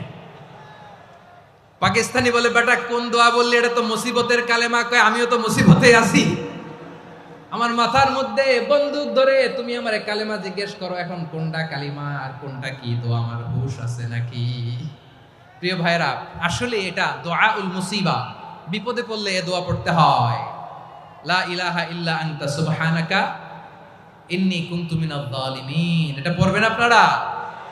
এই দোয়া পড়ে সাইয়েদনা ইউনূস আলাইহিস সালাম মাছের পেট থেকে রক্ষা পেয়েছিলেন। রক্ষা করেছিল কে? তুমি ইউনূস নবীরে যখন খাইলো মাছেতে গিলিয়া, ফেরেশতা পাঠাইয়া দিলে ইসমে আজম দিয়া। প্রাণে ছিল যাহার ভয় সেথা পাইল আশ্রয়, প্রাণে ছিল যাহার ভয় সেথা পাইল আশ্রয়। মাছের পেট হতে সে যে পেল পরিত্রাণ। আল্লাহু আল্লাহু তুমি জাল্লে জালালুহু, শেষ করা তো যায় না গে তোমার গুণগান। আল্লাহু আল্লাহু সুবহানাল্লাহ পড়ে। লা ইলাহা ইল্লা আনতা সুবহানাকা ইন্নী কুনতু মিনাজ জালিমিন। বিশ্বনবী বললেন দেয়ালে পিঠ থেকে গেলে, চোখে মুখে অন্ধকার, বাঁচার কোনো উপায় নাই, তখন এই দোয়াটা পড়তে হবে। এই দোয়া পড়ে আল্লাহর কাছে ফরিয়াদ করলে বিপদ মুক্ত করবেন কে? কেন এই দোয়াটা আল্লাহর কাছে বড্ড প্রিয় জানেন আমার ভাইয়েরা? কারণ এই দোয়ার মধ্যে 3টা জিনিস আছে। আমি যেরকম আঙ্গুল উঁচু করেছি এরকম করেন তো। 3টা। কয়টা? 3টা। 1 নম্বরে হচ্ছে তাওহীদ, 2 নম্বরে তাসবিহ, 3 নম্বরে তাকরীর। আই রিপিট, আবারও বলছি, 1 নম্বরে তাওহীদ, 2 নম্বরে তাসবিহ, 3 নম্বরে তাকরীর। এ দোয়াটা আল্লাহর কাছে এত পছন্দনীয় কারণ এ দোয়ার প্রথম অংশে আছে তাওহীদ, আল্লাহর একত্ববাদের ঘোষণা। লা ইলাহা ইল্লা আনতা, ও আল্লাহ আপনি ছাড়া কোনো ইলাহ নাই, উপাস্য নাই। একথা বললে আল্লাহ বড্ড খুশি হয়ে যায়। সুবহানাল্লাহ পড়েন। এ দোয়ার দ্বিতীয় অংশে আছে তাসবিহ, মানে আল্লাহর প্রশংসা, প্রশংসা সূচক বাণী। সুবহানাক সুবহানাক সুবহানাক, ও আল্লাহ আমি আপনার পবিত্রতা ঘোষণা করছি। সুবহানাক, একথা শুনলেও আল্লাহ খুশি হয়ে যায়। সুবহানাল্লাহ পড়েন। এই দোয়ার তৃতীয় অংশে আছে তাকরীর। তাকরীর মানে পাপের স্বীকৃতি। তাকরীর মানে কি? তাকরীর মানে পাপের স্বীকৃতি। এই দোয়ার তৃতীয় অংশে আছে ইন্নী কুনতু মিনাল জালিমিন, ও আল্লাহ আমি জালিমদের অন্তর্ভুক্ত। আল্লাহ আল্লাহ আমি জালেম, আল্লাহ আমি ভুল করেছি, অন্যায় করেছি, আল্লাহ আমি জালেমদের অন্তর্ভুক্ত। এই পাপের স্বীকৃতি, অ্যাকনোলেজমেন্ট আল্লাহ বড্ড পছন্দ করে। যখন আল্লাহর কাছে আপনি ছোট হবেন, ছোট হতে হতে যত ছোট হবেন ওই দৃশ্যটা দেখতে আল্লাহ বড্ড পছন্দ করে। সুবহানাল্লাহ বলেন। 3 নম্বর অংশ ইন্নী কুনতু মিনাজ জালিমিন, আল্লাহ আমি জালেমদের অন্তর্ভুক্ত। সাইয়েদনা আদম আলাইহিস সালাম ভুল করে যখন নিষিদ্ধ গাছের ফুল খেয়ে ফেললেন, ফল খেয়ে ফেললেন, আল্লাহ বললেন আদম ক্ষমা পেতে চাইলে তুমি আর হাওয়া মিলে স্বীকৃতি দাও, পাপের স্বীকৃতি। আর পড়ো রব্বানা যালামনা আনফুসানা ওয়া ইল্লাম তাগফির লানা ওয়া তারহামনা লানাকুনান্না মিনাল খাসিরিন। ও আল্লাহ আমি আদম আর হাওয়া যালামনা আনফুসানা, আমরা আমাদের নফসের উপর বড্ড জুলুম করেছি। আল্লাহ ওয়া ইল্লাম তাগফির লানা ওয়া তারহামনা, আপনি যদি ক্ষমা না করেন, আপনি যদি দয়া পরবশ না হন, আপনি যদি রহম না করেন, আমরা তো ক্ষতিগ্রস্তদের মধ্যে শামিল হয়ে যাব। এই দোয়া করার সাথে সাথে সাইয়েদনা আদম আর হাওয়া আলাইহিস সালামকে ক্ষমা করে দিলেন কে? তাহলে এই দোয়ার 3 নম্বর অংশ তাকরীর, এটা আল্লাহ বড্ড পছন্দ করে। আমার কলিজার টুকরা ভাইয়েরা, গুনাহ করে শিকার যেতে হবে, এটা আল্লাহ ভালোবাসেন। সাইয়েদনা আবু বকর রাদিয়াল্লাহু তাআলা আনহু বিষ্ণু ইসা ইসলামকে বললেন, ইয়া রাসূলুল্লাহ আল্লিমনি দুআআন আদউ বিহি ফি সালাতি। নবী হে, আপনি আমার এমন একটা স্পেশাল দোয়া শিখায়া দেন যে দোয়াটা আমি নামাজে পড়ব। নবী বললেন, তাহলে তুমি পড়ো, আল্লাহুম্মা ইন্নী যালামতু নাফসি যুলমান কাসীরান ওয়া লা ইয়াগফিরুয যুনুবা ইল্লা আনতা ফাগফিরলি মাগফিরাতাম মিন ইনদিকা ওয়ারহামনি ইন্নাকা আনতাল গফুরুর রহিম। সুবহানাল্লাহ। সালাম ফিরানোর আগে পড়েন, কথা কয় না, পড়েন পড়েন। ও আবু বকর, নামাজে যদি দোয়া করতে মনে চায় এই দোয়াটা পড়বা, আল্লাহুম্মা ইন্নী যালামতু নাফসি, আল্লাহ জুলুম করেছি আমার নফসের উপর, যুলমান কাসীরা, অনেক জুলুম, ওয়া লা ইয়াগফিরুয যুনুবা ইল্লা আনতা, আপনি ছাড়া এই জুনুব, এই পাপ ক্ষমা করার দ্বিতীয় কোনো রব নাই। আছে? আল্লাহ ছাড়া আমাদের গুনাহ আর কে কে ক্ষমা করতে পারে বলেন তো? কে পারে? কে? এজন্য আল্লাহরে বলবেন, আল্লাহ আমি ছাড়া তোমার গোলামের অভাব নাই, ও আমার রব আমি ছাড়া এই জমিনের বুকে তোমার গোলামের অভাব নাই, কিন্তু তুমি ছাড়া তো আমার দ্বিতীয় কোনো রব নাই। পারবেন বলতে? পারবেন? চোখের পানি ছেড়ে আল্লাহরে বলবেন, আল্লাহ তুমি আমার রব, তুমি আমার সব। কি বলবেন? আল্লাহ আমারে রব। সবাই বলুন, আল্লাহ আমারে রব, দমে দমে তনু মনে তারি অনুভব, আল্লাহ আমারে রব। আল্লাহরে বলেন, আল্লাহ তুমি আমার রব, তুমি আমার সব। আল্লাহ আমি ছাড়া এই জমিনে তোমার গোলামের অভাব নাই, তুমি ছাড়া আমার দ্বিতীয় কোনো রব নাই। এ কথা বলে চোখের পানি ছেড়ে আল্লাহরে স্বীকৃতি দেন, আল্লাহ আমি পাপী, আল্লাহ জামিনে আমার চেয়ে বড় পাপী আর কেউ নাই। অজু করে সিজদায় লুটিয়ে পড়ে চোখের পানি ছেড়ে আল্লাহরে পাপের স্বীকৃতি দেন, আল্লাহ এমন কোন জুলুম নাই, গুনাহ নাই আমি করি নাই, সগীরা কবিরা, জেনে না জেনে, ইচ্ছায় অনিচ্ছায়, শিরকি বেদাতি সব গুনাহ করেছি। আল্লাহ আকাশের নিচে জমিনের উপরে আমার চেয়ে বড় গুনাহগার আর কেউ নাই। চোখের পানি ছেড়ে আল্লাহরে বলেন, আল্লাহ আমি ছাড়া তোমার গোলামের অভাব নাই, তুমি ছাড়া আমার দ্বিতীয় কোনো রব নাই, তুমি ছাড়া তো কেউ আমার গুনাহ ক্ষমা করার নাই, তুমি আমার রব, তুমি আমার সব। বলতে পারবেন? এই তাকরীর আমার পটুয়াখালীর ভাইরা, এই স্বীকৃতিটা দেখতে আল্লাহ বড্ড ভালোবাসেন, কারণ আমরা সবাই গুনাহগার। আমরা সবাই কি? বিশ্বনবী বলেন, কুল্লুকুম খাত্তাউন, আ বনি আদম তোমরা সবাই পাপী। সবাই কি? সবাই পাপী। আমরা সবাই পাপী, আপন পাপের বাটখারা দিয়ে অন্যের পাপ মাপি। আমরা যে পাপী এটা ভাবতে মনে চায় না কারো, খালি অন্যের পাপ দেখি আমরা, এটা ভুল। ওর এই পাপ, ও পাপী, ও জালেম, ও জাহান্নামী, এরকম একটা টেন্ডেন্সি। আমার যে কি হালাত এটার খেয়াল নাই। খেয়াল করতে হবে যে আমি সবচেয়ে বড় পাপী, ঠিক কিনা বলেন? পাপ করি নাই এমন কেউ আছি? হ্যাঁ আছি, আছি। কেউ না জানলেও জানে কে আমার পাপের ঘটনা? পৃথিবী না জানুক আমি তো জানি, আমি কি পাপ করেছি হায়। ও আমার কলিজার টুকরা ভাইরা, মাথাটাকে নিচু করে জীবনের সব গুনার ফিরিস্তিগুলো একটা একটা করে স্বীকার করে আল্লাহরে বলেন, আল্লাহ আমি পাপী, আল্লাহ আমার চেয়ে বড় পাপী এই দুনিয়াতে কেউ নাই, আকাশের নিচে জমিনের উপরে আমার চেয়ে বড় পাপী কেউ নাই। একটা একটা করে আল্লাহ স্বীকার করি আমি পাপী, সব পাপের স্বীকৃতি দিলাম। পৃথিবী না জানুক আমি তো জানি, আমি কি পাপ করেছি হায়। আমার পাপের করলে বিচার, বাঁচার আমার নাই উপায়।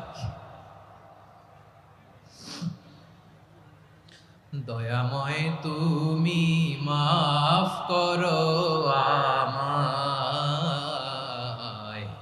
মাফ করো আমায়। আল্লাহ তাআলা যদি দয়া করে আমাদেরকে মাফ না করে, আমাদের বাঁচার কোনো উপায় নাই। আপনি কি ভেবেছেন আপনার নামাজ দিয়ে আপনি জান্নাতে যাবেন? আপনি তাহাজ্জুদ গুজার, সেজদা দিতে দিতে কপালে দাগ ফেলেছেন, এটা আপনারা জান্নাতে নেবে না। আপনি এলাকার সবচেয়ে বড় হাতেম তাই দানশীল, এই দানের ভরসায় বসে আছেন, কশিন কালো না। আমাদের নামাজ, আমাদের রোজা, আমাদের ইবাদত এগুলোকে মিজানের পাল্লায় উঠালে কোনো ওজনই হবে না। তবে আমাদের একটা কৌশল জানা আছে, আমরা আল্লাহর রহমতের ভিখারি। আমরা সেদিন আগেই গুনার স্বীকৃতি দিয়ে দেব। আমরা বলবো, আল্লাহ তুমি প্রশ্ন করার আগে তোমার একটা কথা বলি, আমারে কিছু জিজ্ঞেস করো না, আমি সব করেছি। এমন কোন পাপ নাই যে পাপ আমারে দিয়ে হয় নাই। তোমার রহমত দিয়ে তুমি জান্নাতে পাঠাবা, তোমার দয়ায় জান্নাতে যেতে চাই, আমল দিয়ে না। পারবেন বলতে? কিয়ামতের দিন আমরা বলবো, আল্লাহ আমার আমল দিয়ে জান্নাত চাই না, আমি তোমার দয়া দিয়ে জান্নাত চাই। তোমার দয়া ছাড়া আমার কোনো উপায় নাই। কারণ আল্লাহ যদি বিচার করে বাঁচার কারো উপায় নাই। আল্লাহ যদি বলে ফেলেন তুই এটা করলি কেন, ওখানে গেলি কেন, কোরআনে 1000 বার নিষেধ করলাম তারপরেও এই পাপে জড়ালি কেন, এরকম প্রশ্ন ছুড়ে দিলে আমার উত্তর আছে? বাঁচার কোনো উপায় আছে? রোজ হাসরে হে আল্লাহ আমার করোনা বিচার, আল্লাহ করোনা বিচার। বিচার চাহি না তব দয়া চাই, এ গুনাহগার আল্লাহ করোনা বিচার। আপনার আমল দিয়ে জান্নাতে যাবেন? কি দিয়ে যাবেন? আল্লাহর দয়া দিয়ে। আল্লাহর রহম আর দয়া ছাড়া কেউ জান্নাতের চেহারাও দেখতে পাবে না। আমার প্রিয় ভাইরা, এই দোয়া আল্লাহর কাছে পছন্দনীয় হওয়ার কারণ 3টা। দোয়ার প্রথম অংশে আছে তাওহীদ, আল্লাহর একত্ববাদের ঘোষণা। এই দোয়ার দ্বিতীয় অংশ আছে তাসবিহ, আল্লাহর প্রশংসা সূচক বাণী। এই দোয়ার 3 নাম্বার অংশ পাপের স্বীকৃতি। তাহলে আমরা সবাই গুনাহগার। আমরা আল্লাহর কাছে পাপের স্বীকৃতি দিয়ে বলবো, ও আল্লাহ ইন্নী কুনতু মিনাজ জালিমিন, আমরা জুলুম করেছি, পাপ করেছি, অন্যায় করেছি, আল্লাহ বুঝতে পারি নাই। শয়তানের ওয়াসওয়াসায় পড়ে, বন্ধুর পাল্লায় পড়ে, নফসের খায়েশ মিটাতে যে আল্লাহ করে ফেলেছি। তুমি গুনাহ না মাফ না করলে আমাদের গুনাহ মাফ করার দ্বিতীয় কেউ নাই। ঠিক কিনা বলেন? এভাবে অনুতপ্ত হয়ে যদি আল্লাহর কাছে দোয়া করেন, দেয়ালে পিঠ থেকে গেছে, কোনো রাস্তা নাই বের হওয়ার, ওই মুহূর্তেও আপনাকে বিপদ থেকে উদ্ধার করবে কে? বিশ্বনবী চরম বিপদে পড়লে 2টা দোয়া পড়তেন। প্রথম হলো এটা, লা ইলাহা ইল্লা আনতা সুবহানাকা ইন্নী কুনতু মিনাল জালিমিন। এই দোয়াটা আমরা বেশি বেশি পড়ব প্রিয় ভাইরা। রাজি আছেন? সবাই আওয়াজ করে পড়ুন ইনশাআল্লাহ। আমার প্রিয় ভাইয়েরা, বিপদে পড়লে বিশ্বনবী আরো একটা দোয়া পড়তেন, লা ইলাহা ইল্লাল্লাহুল আযীমুল হালিম, লা ইলাহা ইল্লাল্লাহু রাব্বুল আরশিল আযীম, লা ইলাহা ইল্লাল্লাহু রাব্বুস সামাওয়াতি ওয়াল আরদি ওয়া রাব্বুল আরশিল কারীম। এই যে বললাম, রেকর্ড হয়ে গেছে। এখন তো আর ইনস্ট্যান্ট মুখস্থ না হলো, পরে মুখস্থ করে নেবেন। আল্লাহ ছাড়া কোনো উপাস্য নাই, তিনি সুমহান, মহা সহিষ্ণু। আল্লাহ ছাড়া কোনো উপাস্য নাই, তিনি সুমহান, আরশের অধিপতি। আল্লাহ ছাড়া কোনো উপাস্য নাই, তিনি আকাশের মালিক, জমিনের মালিক, তিনি সুবিশাল আরশের অধিপতি। সুবহানাল্লাহ পড়েন। এই দোয়াটা কেউ যদি পড়ে যদি এর ওসিলা করে দোয়া করে, তাকে বিপদ থেকে মুক্তি দেয় কে? মনে থাকবে আপনাদের? তাহলে বিপদের প্রথম ধাক্কায় কি যেন পড়তে হয়? ইন্না লিল্লাহ। তারপরে কি বলে আল্লাহর কাছে নিজেকে সঁপে দিতে হয়? দেয়ালে পিঠ থেকে গেলে লা ইলাহা ইল্লা আনতা সুবহানাকা ইন্নী কুনতু মিনাজ জালিমিন। 2 নম্বর হচ্ছে লা ইলাহা ইল্লাল্লাহুল আযীমুল হালিম, লা ইলাহা ইল্লাল্লাহু রাব্বুল আরশিল আযীম, লা ইলাহা ইল্লাল্লাহু রাব্বুস সামাওয়াতি ওয়াল আরদি ওয়া রাব্বুল আরশিল কারীম। মনে থাকবে? ইনশাআল্লাহ বলেন সবাই, আওয়াজ করে সবাই ইনশাআল্লাহ। অনেক সময় এমন হয়, হঠাৎ বিপদের সম্মুখীন হই আমরা, রেডি হয়ে বের হইছে অফিসে, হঠাৎ অ্যাক্সিডেন্টে পড়ে যাই, হঠাৎ পেটের ব্যথায় অজ্ঞান। এরকম হয় না? আপনাদের হয় না? বিষ্ণু ইসলাম বলেন, আকস্মিক দুর্ঘটনার বিপদ থেকে যদি কেউ বাঁচতে চায়, সকাল সন্ধ্যা যেন প্রত্যেকে এই দোয়াটা পড়ে। সকালে যদি 3 বার পড়ে, সন্ধ্যা পর্যন্ত হঠাৎ বিপদ থেকে সে রক্ষা পাবে। To be protected from sudden calamity, sudden disaster, sudden calamity. হঠাৎ বিপদ, হঠাৎ ভয়ঙ্কর কোনো আকস্মিক বিপদ থেকে আল্লাহ বাঁচায় দিবে। সকালে পড়লে সন্ধ্যা পর্যন্ত প্রোটেক্টেড, সন্ধ্যাবেলায় যদি 3 বার পরে সকাল পর্যন্ত প্রোটেক্টেড। সুবহানাল্লাহ পড়ে। দোয়াটা কি? দোয়াটা হচ্ছে বিসমিল্লাহিল্লাযী লা ইয়াদুররু মা ইসমিহি শাইউন ফিল আরদি ওয়ালা ফিস সামাই ওয়া হুয়াস সামিউল আলিম। ছোট না? অনেক ছোট, মুখস্থ করবেন। বিসমিল্লাহিল্লাযী লা ইয়াদুররু মা ইসমিহি শাইউন ফিল আরদি ওয়ালা ফিস সামা। ওই আল্লাহর নাম নিচ্ছি যে আল্লাহর নামের বরকতে আকাশ জমিনের কোনো কিছু কারো কোনো ক্ষতি সাধন করতে পারে না। তিনি সর্বশ্রোতা, সর্বজ্ঞ। সুবহানাল্লাহ পড়েন। পড়বেন এই দোয়াটা, বিসমিল্লাহিল্লাযী লা ইয়াদুররু মা ইসমিহি শাইউন ফিল আরদি ওয়ালা ফিস সামাই ওয়া হুয়াস সামিউল আলিম। ফজরের পরে 3 বার, মাগরিবের পরে 3 বার যদি কেউ পড়ে প্রোটেক্টেড, যে কোনো হঠাৎ বিপদ থেকে প্রোটেক্টেড। প্রোটেক্ট করেন কে? ওই আল্লাহর নাম নিচ্ছি যে আল্লাহর নামের ওসিলায় আকাশ জমিনের কোনো কিছু কোনো ক্ষতি করতে পারে না। সুবহানাল্লাহ পড়েন। আচ্ছা, এবার আমাদের জীবনে দুশ্চিন্তা আছে না নাই বলেন? Tension, hyper tension, anxiety, depression, চিন্তা টেনশন নাই এরকম কে কে আছে দেখি? হাত তোলেন। ওই যে হাত তুলছে এক আল্লাহর ওলি, ওই যে। টেনশন নাই তোমার? মাশাআল্লাহ। ও না বুঝে তুলছে, জোকের চোটে, জোশের ঠেলায় ধাক্কায় তুলে ফেলছে। সবার জীবনে টেনশন আছে না নাই? এই দুশ্চিন্তা, পেরেশানি, মারাত্মক পেরেশানি থেকে মুক্তি পাওয়ার জন্য বিষ্ণু ইসলাম 2টো দোয়া পড়তেন। কয়টা? অনেকগুলো পড়তেন। স্পেশাল 2টো দোয়া আজকে আপনাদের শিখায় যাব, শুনবেন না? কষ্ট হচ্ছে? সংক্ষিপ্ত মুনাজাত দিয়ে দেই। ওরে আল্লাহ, আমি তো 9:30 ক্রস করে ফেলছি মাসুদ ভাই, খেয়াল করে নেই। আরো কয়েক মিনিট। ঠিক আছে, ঠিক আছে। পেরেশানিতে পড়লে, টেনশনে পড়লে এই দোয়াটা, প্রিয় ভাইরা, বিষ্ণু ইসলাম যখন খুব বিপদে পড়তেন, দুশ্চিন্তা ওনাকে ঘিরে ধরতো, উনি পড়তেন ইয়া হাইয়ু ইয়া কাইয়ুম বিরহমাতিকা আস্তাগীথ। ইয়া হাইয়ু ইয়া কাইয়ুম বিরহমাতিকা আস্তাগীথ।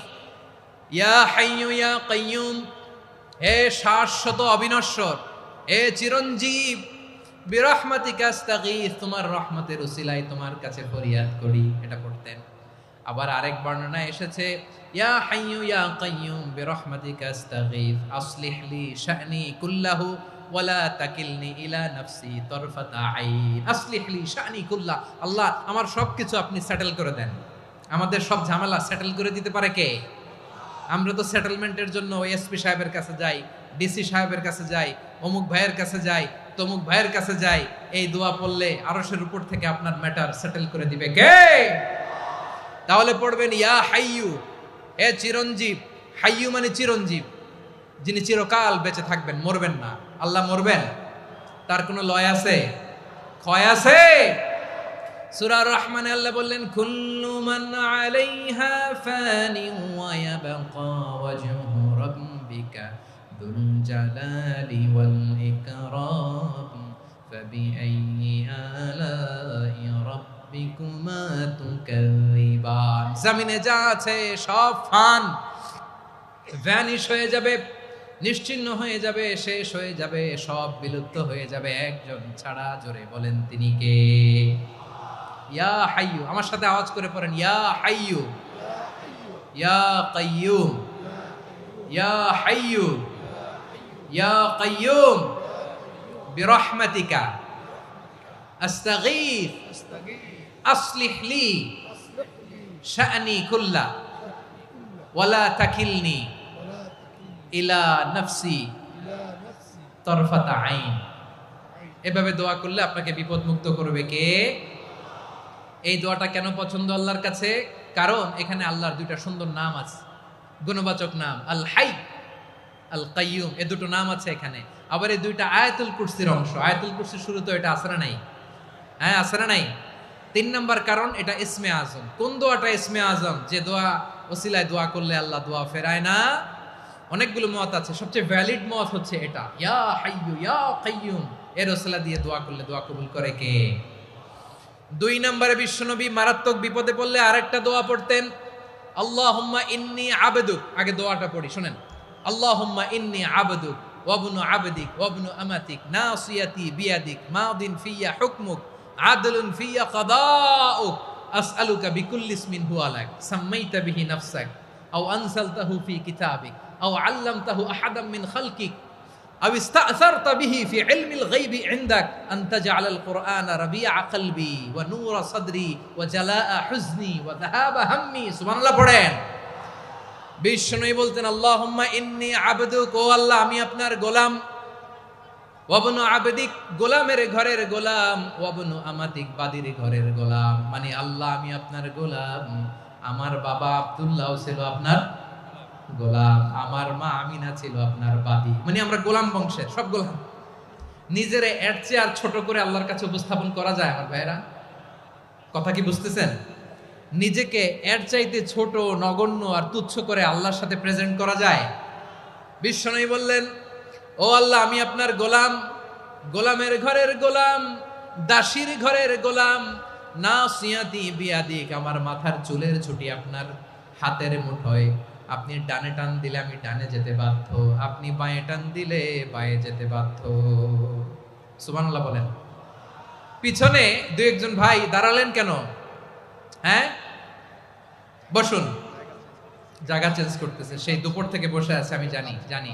মাশাআল্লাহ, কেউ দুই একজন বেরিয়েছে, গ্যাপ পূরণ করতেছে। মাশাআল্লাহ পড়েন সুবহানাল্লাহ আলহামদুলিল্লাহ লা ইলাহা ইল্লাল্লাহু মুহাম্মাদুর রাসূলুল্লাহ সাল্লাল্লাহু আলাইহি ওয়াসাল্লাম। বিশ্বনবী বললেন, আল্লাহ আমার মাথার চুলের ঝুঁটি আপনার হাতের মুঠোয়। আচ্ছা, এইভাবে কাকে ধরা হয়? যে খুব ছোট, ঠিক কি না? নিজেকে কত ছোট করলেন বিশ্বনবী। ও আল্লাহ আমার মাথার চুলের ঝুঁটি আপনার হাতের মুঠোয়, আপনি ডানে টানলে আমি ডানে যাব, বাঁয়ে টানলে বাঁয়ে যাব। আল্লাহ আসআলুকা বিকুল্লি ইসমিন হুয়া লাক নাসিয়াতি বিয়াদিক মাদিন ফিয়া হুকমুক, আপনার নির্দেশ আমার উপর কার্যকর হবেই হবে। আদলুন ফিয়া কাদাউক, আপনার ফয়সালা, যেই ফয়সালাই আপনি আমার জন্য করেন এটাই ইনসাফ। সুবহানাল্লাহ বলেন। আমরা আল্লাহর ফয়সালায় সন্তুষ্ট হতে চাই না। কত কমপ্লেইন, আল্লাহ তুমি এটা দিলা না, ওইটা পাইলাম না, ওইটা হইল না রে, এরকম অভিযোগ কমপ্লেইন আমাদের আছে না নাই? আর বিশ্বনবী বলতেন আদলুন ফিয়া কাদাউক, আল্লাহ আমার জন্য তোমার যেটা ফয়সালা এটাই সবচেয়ে শ্রেষ্ঠ ইনসাফ, এর চেয়ে ইনসাফ আর হতে পারে? এভাবে কায়মান বাক্যে আল্লাহর কাছে বিশ্বনবী দোয়া করতেন। এরপরে বিশ্বনবী বললেন, আল্লাহ তোমার যত নাম আছে সব নামের ওসিলায় দোয়া করি, যে নাম তুমি আমাদেরকে জানিয়েছো, যে নাম তুমি আমাদেরকে জানাও নাই, যে নাম তুমি কোরআনে নাজিল করেছো, যে নাম নাজিল করো নাই, যে নাম শুধু নবীদেরকে জানিয়েছো। আর আল্লাহর এমন কিছু চমৎকার চমৎকার সুন্দর সুন্দর নাম আছে, এই নামগুলো রব্বুল আলামিন কাউকে জানাবে না। সুবহানাল্লাহ বলেন। আমরা তো 99 নাম জানি, 100 নাম জানি আল্লাহ, কিন্তু আল্লাহর এমনও কিছু নাম আছে যেগুলো আল্লাহ বিশ্বনবীরও জানায় নাই। এগুলো আল্লাহ ইলমুল গায়বে রেখে দিয়েছেন। দোয়ার সময় বলবেন, আল্লাহ তোমার যেই নামগুলো জানি, যেগুলো জানি না, যেগুলো কোরআনে আছে, যেগুলো নাই, যেগুলো নবীরে খাস ভাবে জানাইছো ওগুলোর উসিলায়, যেগুলো কোনোদিন জানাবাও না, তোমার ওই নামের উসিলাও তোমার কাছে চাই। আল্লাহ কোরআনকে আমার হৃদয়ের বসন্ত বানাও, আমার বক্ষের জ্যোতি বানাও, আমার চিন্তা দুশ্চিন্তা তুমি দূর করে দাও। বিশ্বনবী বললেন, এই কালিমাগুলো, এই বাক্যগুলো পড়ে যদি কেউ আল্লাহর কাছে ফরিয়াদ করে, তার হৃদয় থেকে দুশ্চিন্তা কাটিয়ে দিবে কে? পড়বেন, এই দোয়াগুলো পড়বেন। আচ্ছা, সব শেষে বলি, ঋণের বোঝায় যারা জর্জরিত, বিষ্ণু ইসলাম চমৎকার একটা দোয়া শিখিয়েছেন। আমাদের অনেকে ঋণের বোঝায় জর্জরিত, আছে না নাই? এদিকে কেউ আছেন? থাকলে হাত তোলার দরকার নেই, থাকলে এই দোয়াটা পড়বেন। এক সাহাবীর নাম আবু উমামা, নামাজের ওয়াক্ত ছাড়া উনি মসজিদে যেয়ে বসে আছে। বিশ্বনবী বললেন, কি রে আবু উমামা, নামাজের তো ওয়াক্ত হয় নাই, মসজিদে কি? সাহাবী বলে, হুমুমুন লাজিমাতনি ওয়া দুয়ুন, নবী গো ঋণের বোঝায় এমন টেনশনে আছি, ঘরে থাকতে পারলাম না, মসজিদে চলে আসছে। বিশ্বনবী বলেন, আমি কি তোমার এমন একটা দোয়া শিখাবো যেটা পড়লে আল্লাহ তাআলা তোমার ঋণের বোঝা হালকা করে দিবে? আবু উমামা বললেন, ইয়া রাসূলুল্লাহ, অবশ্যই শিখাবেন। বিশ্বনবী বললেন, তাহলে তুমি পড়বা, আল্লাহুম্মা ইন্নী আউযু বিকা মিনাল হাম্মি ওয়াল হাযান ওয়া আউযু বিকা মিনাল জুবনি ওয়াল বুখল ওয়া আউযু বিকা মিন গালাবাতিদ দাইনি ওয়া কাহরির রিজাল। ও আল্লাহ, তোমার কাছ থেকে দুশ্চিন্তা থেকে পানাহ চাই, কৃপণতা, ভীরুতা, অলসতা, কার্পণ্যতা, এই সব কিছু থেকে, মানুষের কঠোরতা, আমার উপর মানুষের আধিপত্য এবং ঋণের বোঝা থেকে পানাহ চাই। এই দোয়াটা যখন বিশ্বনবী শিখাই দিলেন, আবু উমামা বারবার এই দোয়া পড়ে, আল্লাহুম্মা ইন্নী আউযু বিকা মিনাল হাম্মি ওয়াল হাযান ওয়া আউযু বিকা মিনাল আজজি ওয়াল কাসাল ওয়া আউযু বিকা মিনাল জুবনি ওয়াল বুখল ওয়া আউযু বিকা মিন গালাবাতিদ দাইনি ওয়া কাহরির রিজাল। আবু উমামা বলে এই দোয়া আমি পড়তে লাগলাম। কিছুদিন পরে দেখা গেল বিশ্বনবীর শেখানো এই দোয়ার বদৌলতে আল্লাহ তাআলা আমার সব ঋণ পরিশোধের ব্যবস্থা করে দিয়েছেন। পড়বেন। আমার প্রিয় পটুয়াখালীর ভাইয়েরা, বিশ্বনবীর জামাতা সাইয়্যিদিনা আলী রাদিয়াল্লাহু তাআলা আনহুর কাছে এক লোক এসে বলে, হে আলী, ঋণের বোঝায় আমি জর্জরিত, আমার কিছু অর্থ দিয়ে সাহায্য করো। সাইয়্যিদিনা আলী রাদিয়াল্লাহু তাআলা আনহু বললেন, আমি কি তোমারে এমন একটা দোয়া শিখাবো যেটা বিশ্বনবী আমাদের শিখিয়েছেন? এই দোয়া যদি তুমি পড়ো, লাউ কানা আলাইকা মিসলু জাবালিন কাবীরিন দাইনান আদাল্লাহু আনকা, পাহাড় পরিমাণে যদি ঋণের বোঝা হয়, আল্লাহ এটা পরিশোধের ব্যবস্থা করে দিবেন। ছোট্ট একটা দোয়া বিশ্বনবী শিখালেন, বললেন তুমি পড়বা, আল্লাহুম্মা কফিনি বিহালালিকা আন হারামিকা ওয়া আগনিনি বিফাদলিকা আম্মান সিওয়াক। মুখস্থ আছে? হ্যাঁ আছে। আল্লাহুম্মা কফিনি বিহালালিকা আন হারামিক, আল্লাহ তোমার হালাল দিয়ে আমাকে পরিতুষ্ট করো, হারাম থেকে বাঁচিয়ে রাখো, আর তোমার অনুগ্রহে মানুষের মুখাপেক্ষী যেন আমি না হই, আমি যেন সবসময় তোমার মুখাপেক্ষী হয়, ওই তৌফিক দিও। সুবহানাল্লাহ পড়েন। এই দোয়া বেশি বেশি পড়লে ঋণের বোঝা হালকা করে দিবে কে? তাহলে প্রিয় ভাইয়েরা, বিপদে পড়লেই প্রথমে কি পড়বেন? পটুয়াখালী ভুইলা গেছে। বিপদে পড়লেই প্রথমে ইন্না লিল্লাহ কি বলে নিজেকে আল্লাহর কাছে সঁপে দিতে হয়? হাসবুনাল্লাহ। চরম বিপদে দেয়ালে পিঠ থেকে গেছে, তখন লা ইলাহা ইল্লা আনতা সুবহানাকা ইন্নী কুনতু মিনাজ জালিমিন। এরপরে লা ইলাহা ইল্লাল্লাহুল আযীমুল হালিম, এই দোয়া। আকস্মিক বিপদ, হঠাৎ যেন কোনো বিপদ আমাকে পেয়ে না বসে, এটার জন্য বিসমিল্লাহিল্লাযী লা ইয়াদুররু মা ইসমিহি শাইউন ফিল আরদি ওয়ালা ফিস সামাই ওয়া হুয়াস সামিউল আলীম। সকালে 3 বার, রাতে 3 বার। আর মারাত্মক tension, hyper tension, anxiety, depression থেকে বাঁচার জন্য 2 দোয়া, ইয়া হাইয়্যু ইয়া কাইয়্যুম, ইয়া হাইয়্যু ইয়া কাইয়্যুম, মনে থাকবে? আর আল্লাহুম্মা ইন্নী আবদুক, এই দোয়া। ঋণ থেকে বাঁচার জন্য 2 দোয়া, আল্লাহুম্মা ইন্নী আউযু বিকা মিনাল হাম্মি ওয়াল হাযান, এটা। আর আল্লাহুম্মা কফিনি বিহালালিকা আন হারামিকা ওয়া আগনিনি বিফাদলিকা আম্মান সিওয়াক। আর সব সময় পড়ার জন্য একটা আমল দিয়ে যাই, উঠতে বসতে, অফিসে যাচ্ছেন, অফিস থেকে ফিরতেছেন, বসে আছেন, শুয়ে আছেন, ছোট্ট এক শব্দে আমরা যেন বেশি বেশি পড়ি আস্তাগফিরুল্লাহ। আওয়াজ করে আমার সাথে পড়ুন, আস্তাগফিরুল্লাহ। আবার পড়ুন, আস্তাগফিরুল্লাহ। আল্লাহ রাসূল সাল্লাল্লাহু আলাইহি ওয়াসাল্লাম বলেন, মান লাজিমাল ইস্তিগফার, যে সব সময় এরকম ইস্তিগফারের সাথে লেগে থাকে, জাআলাল্লাহু লাহু মিন কুল্লি যিকিন মাখরাজা, আল্লাহ তাআলা তাকে কোনো বিপদে আটকান না, সে জীবনে আটকাবে না, যে কোনো বিপদে আল্লাহ তার রাস্তা বের করে দিবেন।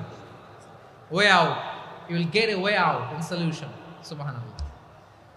ওয়া মিন কুল্লি হাম্মিন ফারাজা, দুশ্চিন্তা মুক্ত হবে। ওয়ায়ারযুকহু মিন হাইসু লা ইয়াহতাসিব, এমন জায়গা থেকে আল্লাহ রিজিকের বন্দোবস্ত করবে যেটা সে কল্পনাও করে নাই। আওয়াজ করে পড়েন সুবহানাল্লাহ।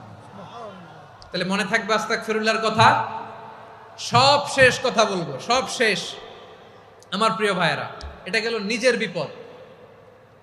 কিসের বিপদ?